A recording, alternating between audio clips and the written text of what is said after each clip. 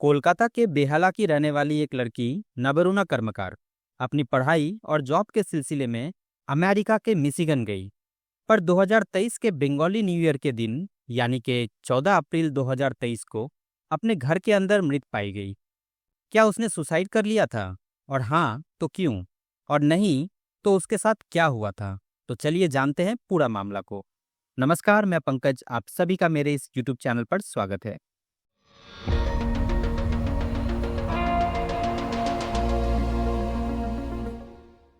नबरुना कर्मकार और मोनिता कर्मकार दो बहनें अपने माता पिता सिप्रा और तपन कर्मकार के साथ कोलकाता के बेहाला में रहती थी। दोनों बहनें पढ़ाई में बहुत अच्छी थी। पढ़ाई में हमेशा स्कूल में प्रशंसा मिलती थी। धीरे धीरे दोनों बहनें बड़ी होती गई।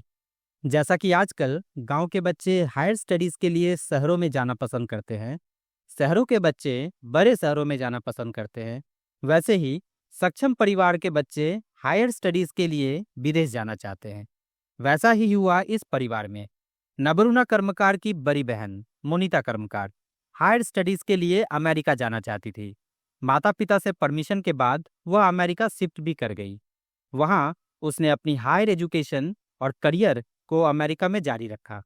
उसने यूनिवर्सिटी ऑफ टोलेडो से हेल्थ एजुकेशन में पीएचडी की डिग्री प्राप्त की और बाद में मिशिगन में जॉब करने लगी। उसका काम कई जर्नल्स में प्रकाशित हुआ। जैसा कि अक्सर होता है, बड़े भाई या बहन के नक्शे कदम पर छोटे बच्चे भी चलना चाहते हैं, वैसा ही यहाँ भी हुआ। बड़ी बहन के नक्शे कदम पर चलकर छोटी बहन नबरुना भी अमेरिका के सपने देखने लगी। उसने विद्या भारती स्कूल में पढ़ाई की, जहाँ उसे एकेडमिक एक्सेलेंस के लिए सराहा गया। आगे की पढ़ाई के लिए उसने मणिपाल यूनिवर्सिटी से मास्टर की डिग्री प्राप्त की। अब उसे बस इंतजार था कि कब वह भी हायर स्टडीज के लिए अमेरिका जाए।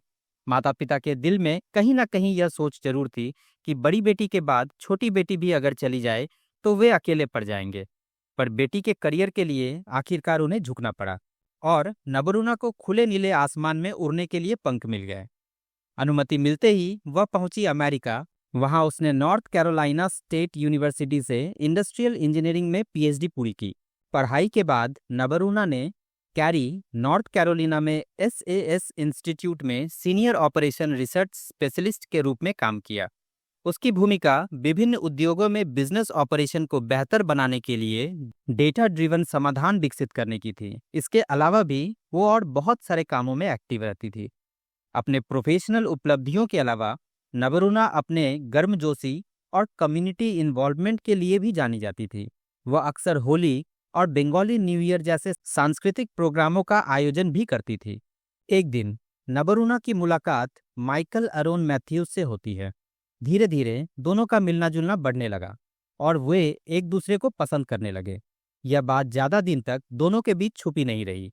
घर वालों तक बात पहुंच ही गई, पर ऐसा नहीं था कि घर वालों को इससे ऐतराज था। फिर वह दिन आया जब दोनों शादी के बंधन में बंधने के लिए कोलकाता आए। बड़ी धूमधाम से परिवार वालों ने दोनों की शादी करवाई। शादी के बाद दोनों फिर से अमेरिका में सेटल हो गए। पर यह खुशी ज्यादा दिन तक चली नहीं।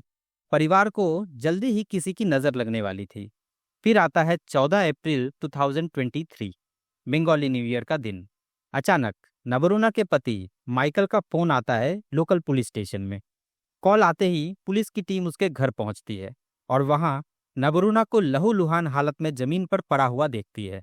माइकल को समझ नहीं आ रहा था कि वह करे तो करे क्या। रो रो कर उसकी हालत खराब थी। प्रारंभिक जांच में देखा गया कि नबरुना को 2 गोलियां लगी थी। खबर जंगल की आग की तरह फैल गई।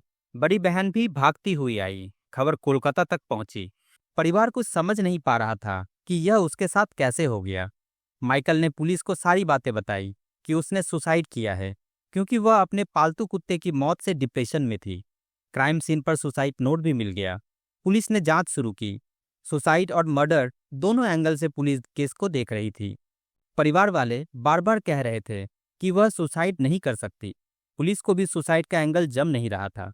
जांच आगे बढ़ी तो यह क्लियर हो गया कि सुसाइड नोट फर्जी था। साथ ही साथ उसे 2 गोलियां लगी थी, एक सीने में और एक टार्सो में। नॉर्मली सुसाइड करने वाला अपने सिर में गोली मारेगा, वो अपने चेस्ट में 2 अलग अलग जगह पर गोली नहीं मार पाएगा। अब जांच पूरी तरह मर्डर की ओर जा चुकी थी, पर पुलिस को मर्डर का मोटिव नहीं मिल रहा था। शक के घेरे में सिर्फ एक ही चेहरा आ रहा था और वह था नबरूना का पति माइकल। नबरूना के माता पिता सिप्रा और तपन कर्मकार बेहाला कोलकाता से मिशिगन जाकर अपनी बड़ी बेटी मोनिता के साथ रहने लगे। उन्होंने वहीं से नबरूना के लिए न्याय की लड़ाई शुरू की और गन वायलेंस के खिलाफ आवाज उठाई।